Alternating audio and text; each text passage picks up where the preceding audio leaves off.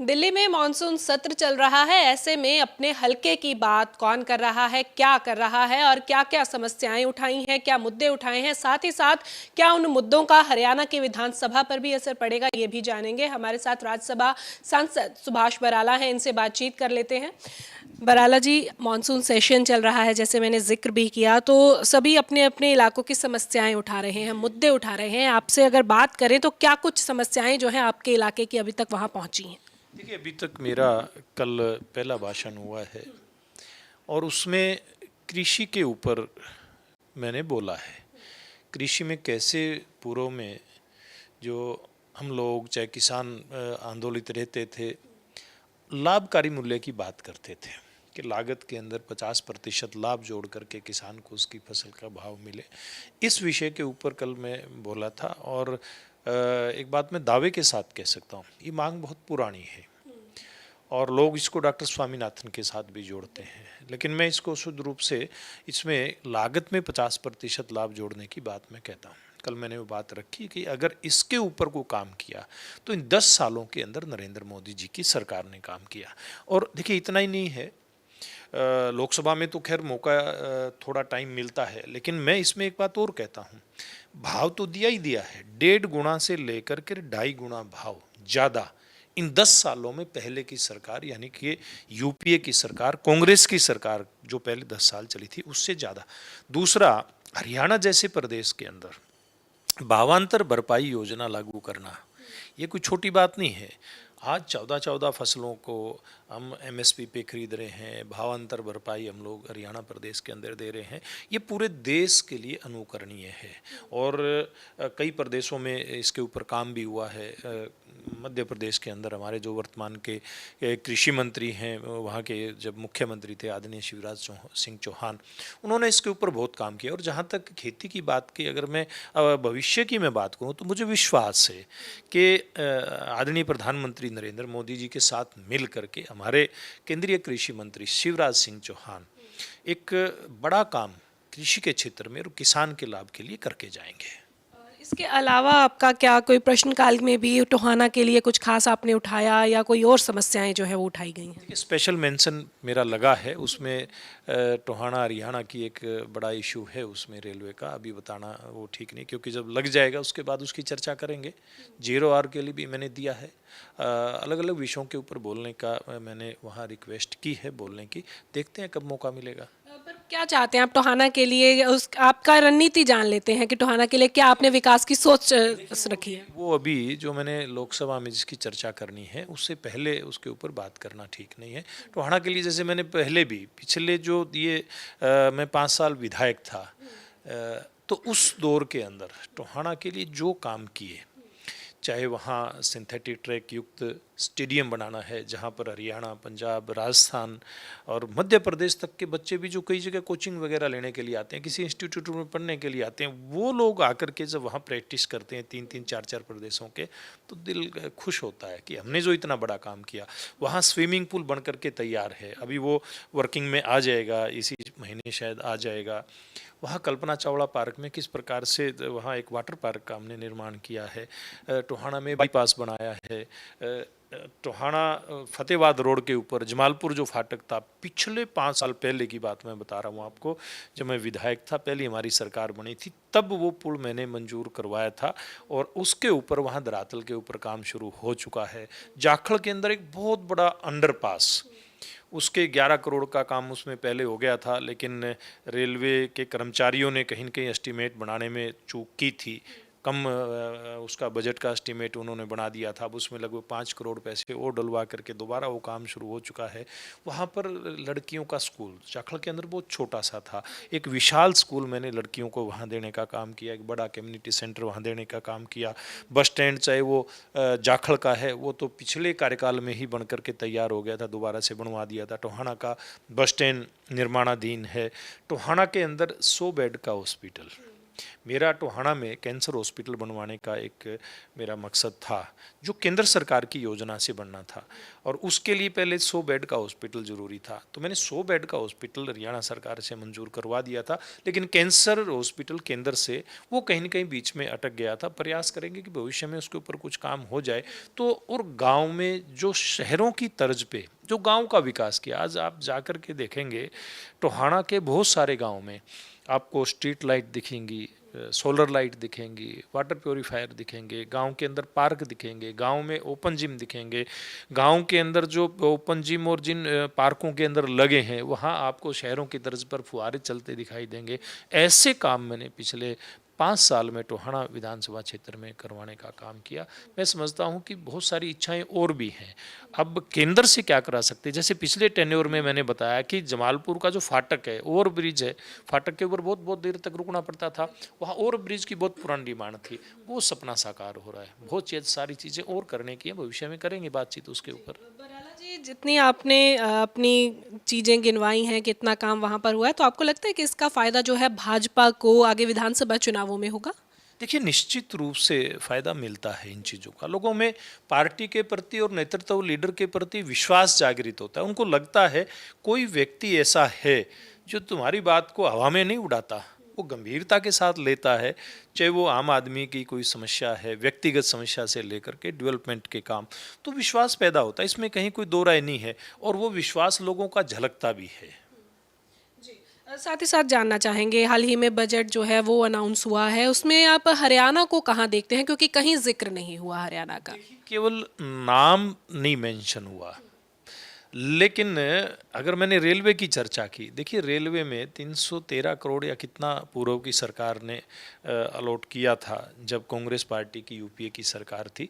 अब 3300 करोड़ से ऊपर तो खाली रेलवे का है। इसी प्रकार से कृषि बजट में बढ़ा करके दिया है, अर्बन लोकल बॉडीज़ में बढ़ा करके दिया है, गरीब कल्याण के लिए बढ़ा करके दिया, मनरेगा में बढ़ करके आएगा। अलग अलग मद की बात करूँ तो मैं अलग अलग मद का भी आपको लेकर के मैं बताऊँगा कि किस मद के अंदर कितना पैसा हरियाणा को मिलने वाला है। तो एक बहुत बड़ा मैं समझता हूँ, जब एक देश भर का जो बजट है वो ही कांग्रेस की सरकार के मुकाबले वो 5-5, 6-6 गुना जब बढ़ करके सरकार दे रही है, तो निश्चित रूप से हरियाणा को उस अनुपात के अंदर बढ़ करके पैसा मिल रहा है। वहीं बात की जाए तो जब संसद में होते हैं तब विपक्ष घेरने का काम करता है। हाल ही में 2 मेडल आए हैं ओलंपिक्स में और दोनों हरियाणा के ही खिलाड़ी रहे हैं, पर विपक्ष का कहना है कि खिलाड़ियों के लिए मात्र 3% जो है वो दिया गया है हरियाणा को, जबकि हरियाणा सबसे ज़्यादा प्लेयर्स जो है वो देता है। देखिए, हरियाणा के और देश के खिलाड़ियों को पूर्व की तैयारी करवाना बहुत महत्व होता है उस बात का। कांग्रेस की सरकारों के समय में खिलाड़ी जब आ जाते थे तब तो गुलदस्ते लेकर के, बुक्के लेकर के उनके स्वागत के लिए पहुंच जाते थे, लेकिन उससे पहले खिलाड़ी किस प्रकार से तैयार हों, कैसे बचपन से ही खिलाड़ियों को किसी उसकी परख करके किस खेल में जा सकता है, और जब वो स्पेसिफाइड किसी खेल के लिए तैयार हो जाता है, फिर उस बच्चे की ऐसी तैयारी करवाना, वैश्विक स्तर की सुविधाएं उपलब्ध करवाना, ये काम हमारी सरकार ने बुनियादी तौर के ऊपर करने का काम किया, और 10 साल के अंदर इस बात के परिणाम आए हैं। विपक्ष तो अपनी नाकामियों को छिपाने का काम करता है। जी, वहीं पर अगर चुनावों की बात की जाए तो हाल ही में मुख्यमंत्री जो हैं वो सिरसा जाकर के आए हैं और वहां पर हलोपा से विधायक गोपाल कांडा हैं, तो बातचीत हुई तो यहाँ कहा गया कि हलोपा के साथ मिलकर चुनाव लड़ेंगे। तो आपको लगता है कि उसका फायदा जो है भाजपा को आने वाले समय में होगा, क्योंकि जो सूत्रों के हवाले से खबर आई, पता लगा कि तकरीबन 15 से 20 सीटें जो है वो हलोपा मांग रही है? देखिए, मुझे नहीं पता कितनी सीटें मांग रही हैं, लेकिन मैं एक बात जानता हूं कि अलोपा के विधायक हैं, पिछले लगभग 5 साल होने को हैं, वो भारतीय जनता पार्टी की सरकार के साथ खड़े हैं, और निश्चित रूप में भविष्य में कोई भी व्यक्तिगत या कोई पार्टी खड़ी होती है तो उसका लाभ मिलता ही है। जजपा के साथ दोबारा जा सकती है भाजपा? देखिए, अभी कोई ऐसी चर्चा नहीं है, और मुझे नहीं लगता कि जजपा के साथ भारतीय जनता पार्टी को जाना चाहिए। इससे पहले अगर बात की जाए तो टोहाना से आप थे, आपको राज्यसभा सांसद बना दिया गया, वहां से देवेंद्र बबली थे, लगातार आप लोगों की जो बातचीत है वो सामने आती रहती है। पहले एक ही सरकार में काम किया, अब अलग अलग हो गए हैं, किस तरह से देखते हैं? देखिए, सब अपना काम कर रहे हैं, वो लोग अपना काम कर रहे हैं, मैं अपना काम कर रहा हूँ, इससे ज़्यादा क्या कहूँगा इस बारे में। वहीं कांग्रेस को देखा जाए तो संगठन की लिस्ट जो है वो तैयार करने के लिए लगे हुए हैं, स्क्रीनिंग कमेटी का गठन उन्होंने कर लिया है। तो किस तरह से देखते हैं इस बार मुकाबला जो है वो कितना टफ होने वाला है? देखिए, पता नहीं किस किस कमेटी की इनकी सूचियां तैयार होती हैं, लेकिन हमने तो एक बात देखी है, और हरियाणा की जनता ने भी एक बात देखी है कि ये लोग अब तक अपना संगठन तैयार नहीं कर पाए। तो इनकी ये कमेटियों का क्या महत्व है, इस चीज़ का हमारे तो समझ में आता नहीं। ये तो परिवार की पार्टी है। देश में सोनिया गांधी, राहुल गांधी अपने परिवार के नाम पे अब तक राजनीति करते आए हैं। नेहरू जी के नाम पे, इंदिरा जी के नाम पे, राजीव जी के नाम पे। और हरियाणा में भी इसी प्रकार से कांग्रेस पार्टी हमेशा से परिवारवाद के चुंगल के अंदर फंस करके रही है। अब ये चौधरी भूपेंद्र सिंह हुड्डा जो पूर्व मुख्यमंत्री हैं, वो उसके चक्रव्यूह में फंसी हुई है कांग्रेस, और हुड्डा साहब अपने बेटे को मुख्यमंत्री बनाना चाहते हैं।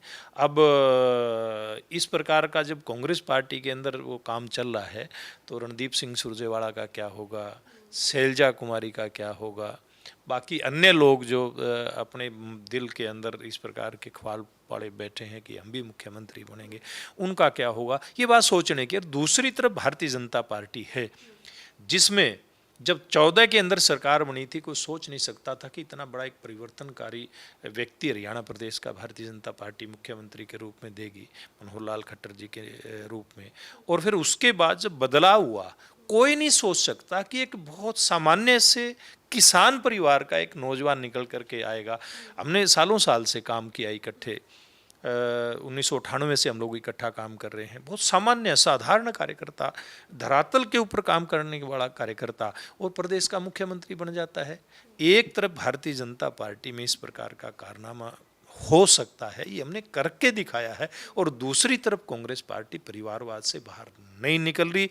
जब सत्ता आती है तो फिर उसी आधार पे, जैसे ये मुख्यमंत्री बनाते हैं तो सरकारी योजनाओं का जो लाभ मिलता है, डेवलपमेंट का लाभ मिलता है, नौकरियां मिलती हैं, वो सारा कुछ फिर परिवार के आधार पे चलता है या पैसे की लूट होती है। ये एक अंतर हरियाणा की जनता को देखने को मिल रहा है। आखिरी सवाल बराला जी आपसे लूंगी कि इस बार आम आदमी पार्टी जो है फुल फ्लैश खेलने के मूड में है, और उन्होंने 5 गारंटियां दी हैं, जिसमें मुफ्त बिजली, 24 घंटे बिजली, इसके अलावा स्कूल, कॉलेज, मोहल्ला क्लिनिक, ये वो सारी चीज़ें उन्होंने डाल दी हैं। तो क्या लगता है आपको, हरियाणा की जनता को लुभा पाएंगे? देखिए, मुझे नहीं लगता कि आम आदमी पार्टी कुछ कर पाएगी। देखिए, जनता को मुफ्त में वो चीज़, कुछ ऐसी चीज़ें देनी चाहिए जिनका वो ठीक से लाभ ले सके। वरना अगर आप वोट के लिए अगर मुफ्त की कोई योजना बनाते हैं, उसका कोई लाभ नहीं है। हाँ, किसान को जैसे हमारी सरकार ने काम किया, अगर आपको ध्यान होगा, पिछली सरकार जब हमारी बनी थी, यानी कि पहली सरकार बनी थी 2014 में केंद्र में बनी, और हरियाणा के अंदर हमारी सरकार बनी। उस समय केंद्र सरकार ने किसान के लिए एक योजना लागू करी।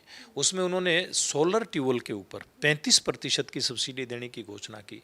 मैंने हमारे उस समय के मुख्यमंत्री मनोहर लाल जी से चर्चा की, और मैंने उनको कहा कि हरियाणा के अंदर बड़ा फ़ायदा होगा किसान का, इसमें हम इसके अंदर अपनी सब्सिडी डाल करके और किसान को हम योजना का लाभ दे सकते हैं, उनको ट्यूबवेल के कनेक्शन मिल जाएंगे। मनोहर लाल जी ने तुरंत इस बात को स्वीकार किया, और 40% सब्सिडी हरियाणा सरकार अब सोलर ट्यूबवेल जो किसान लगाता है उसको दे रही है, और 35% केंद्र दे रही है, यानी कि कुल 75% सब्सिडी दे रही है। ये इतना लाभ मिला कि हरियाणा प्रदेश के 1,02,973 किसान, ये पिछले महीने का आंकड़ा बता रहा हूँ मैं, इसमें और भी लगे होंगे, 1,02,973 किसानों को उसका लाभ मिल चुका है, और वो आज फ्री में बिजली उनको मिल रही है। एक बार जब उनके खेत के अंदर लगा वो सिस्टम, उसमें 1 लाख के आसपास कुछ पैसा किसान का लगा, और अब वो फ्री में बिजली ले रहा। इसी प्रकार से प्रधानमंत्री जी ने फ्री में बिजली की, जैसे आपने आम आदमी पार्टी की बात की ना, मैं उस बात का जवाब दे रहा हूँ आपका। अब सूर्य घर देने की, प्रधानमंत्री सूर्य घर देने की जो बात की है, क्योंकि प्रधानमंत्री आवास योजना के तहत मकान तो पहले बना करके दे रहे हैं, मकान में रहने वालों को 5 किलो अनाज भी फ्री में मोदी जी दे रहे हैं। अब उन परिवारों को फ्री के अंदर बिजली देने का एक काम हमारी सरकार कर रही है। इसमें कुछ सब्सिडी केंद्र सरकार की है, कुछ हरियाणा सरकार की है, और मैं समझता हूँ इसके रजिस्ट्रेशन शुरू हो गए हैं, और बड़ी संख्या में लाखों परिवार हरियाणा प्रदेश में इस योजना का लाभ उठाएंगे, और पीएम सूर्य घर उनको मिलेगा, और फ्री के अंदर बिजली भविष्य में मिलेंगे। अगर कोई परिवार बचत करता है तो वो बिजली बेच भी सकता है, वो तो परिवार कितनी खर्च करेगा उसमें से बिजली, ये देखने की बात है। तो ये थे हमारे साथ राज्यसभा सांसद सुभाष बराला। बड़े ही अलग अलग विषयों पर बातचीत हुई है, हर मुद्दे पर इन्होंने अपनी राय रखी है, साथ ही साथ बताया है कि काफ़ी कुछ सोच कर बैठे हैं अपने इलाके के लिए और वो जो बात है सदन में रखी जाएगी और उसके बाद जो है बताया जाएगा कि आखिरकार क्या उपहार जो है अगला टोहाना वालों के लिए मिलेगा। वीडियो जर्नलिस्ट शिवम के साथ लिविंग इंडिया के लिए दिल्ली से हरसिमरत।